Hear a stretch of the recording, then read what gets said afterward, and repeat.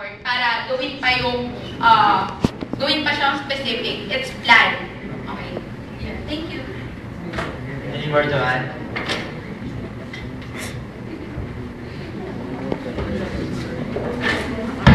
In my case, I also have a question for you guys, but for me, it's as individuals. So, of course, the it is all right now about the election, but what happens after the election? So, ito yung scenario. What if you weren't elected as an officer in this election? What would you do?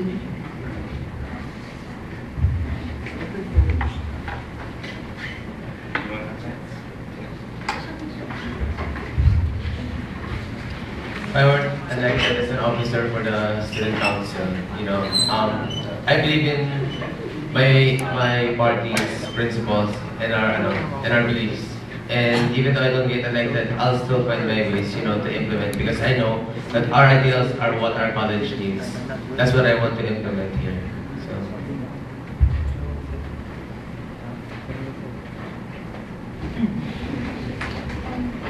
For me,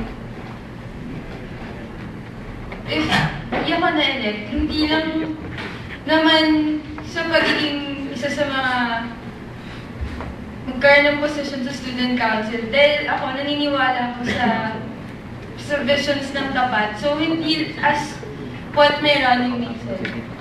Ipaglalaban ko yun at maraming paraan para mailahad ko yung gusto kong mangyari na kailangan ng aming batch. If I'm being elected, I think the student council now is majority tapat naman. So, since we are tapat, we share the same ideals, and I'm sure that those who are elected in the student council now will be more than willing to help me achieve what I wanted to achieve sana if I wasn't elected. But if I was elected, I will find my own ways, like him. I will not stop. Dun lang ako na hindi na ako elected. I will not be just ordinary student. But I will still find my ways to help contribute something to our batch.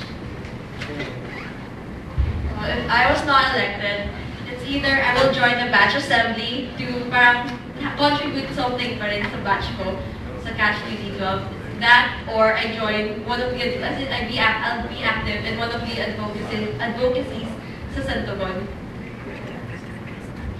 Okay, ako kasi, ang definition ko kay Roby Enriquez, I'm the person who does things out of passion.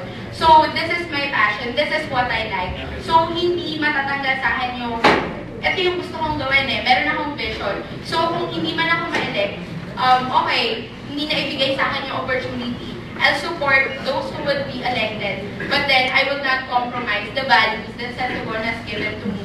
And I'll do ways, I'll search for ways, serving my my classmates first as a block, then yung leadership ko, still i-implement pa rin siya, gagawin ko pa rin siya, but because it's all out of passion. So that's it.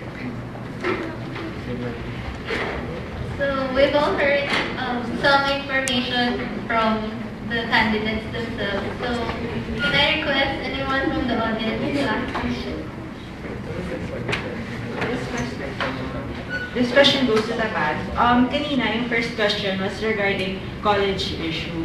The batch issue. Yung sagot nyo is college. So, ano yung i-address nyo na batch issue nyo sa batch nyo, sa ID 108? Kasi yung sinagot nyo kanina is college. So yeah, we feel that. Ako, 106 ako, alam ko yung issue na yun. And every batch, like sa kanila, 105, ganun din. So sa batch nyo, ano yung parang unique in your batch na as in feel nyo na kulang talaga na hindi na a-address pa ng computer studies assembly?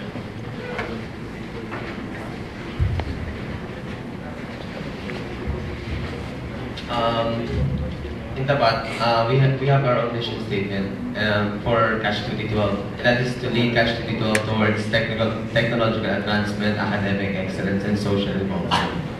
So we believe that those are the three things that we want to focus on to make our batch, the best batch it can be. For technological advancement, one of our key reforms is, to make our batch a competent and competitive. For programs, We have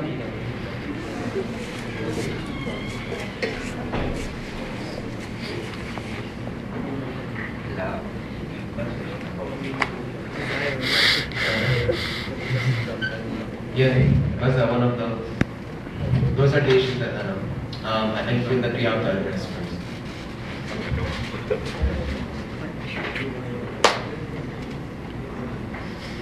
Anything more?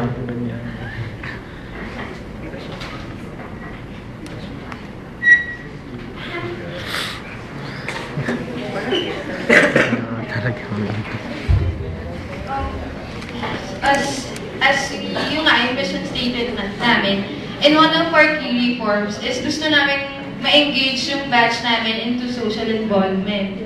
And yung isa sa mga key reforms namin is yung advocacy issue namin is yung maging yung batch namin sa nation building. For example, yung darating na election sa 2010, gusto namin yung batch namin maging involved dun sa election din or maging part ng research team kung ano yung pwedeng i-implement na kasi di ba gusto ng government is automated ngayong elections. So, we're going to find ways kung paano kami makakapag-contribute doon. That's all. You still have 2 minutes.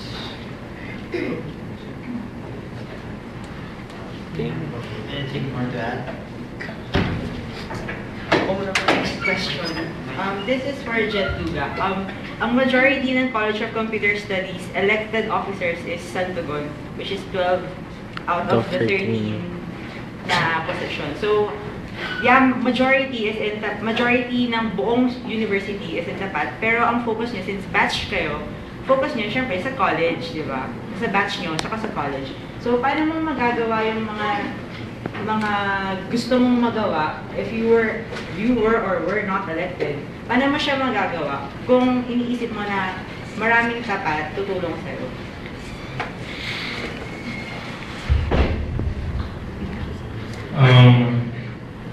Well, basically, I do not look to solve issues just in our college.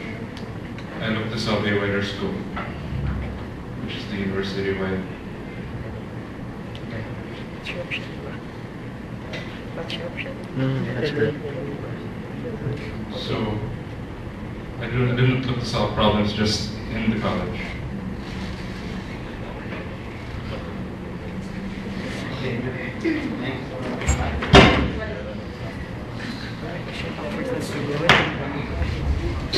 I